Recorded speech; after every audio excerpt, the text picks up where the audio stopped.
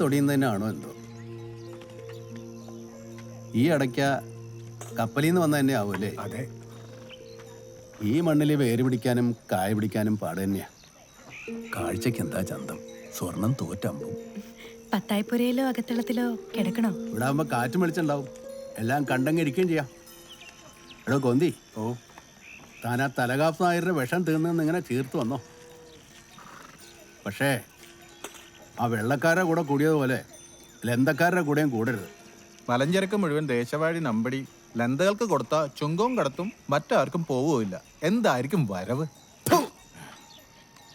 നാട് മുടിഞ്ഞാലും മൂട് കനത്താ മതി. ആമാടെ അല്ലാതെ എന്ത്? പെരുമ്പടപ്പും നെടിയിരിപ്പും ലന്തക്കാരും എല്ലാം ഒരുപോലെ തന്നെയാ. മാമാങ്കത്തറയിൽ തീരുമാനങ്ങളൊക്കെ മാറും. മാറാത്തത് ഈ മണ്ണും മനുഷ്യരും മാത്രമേ ഉള്ളൂ.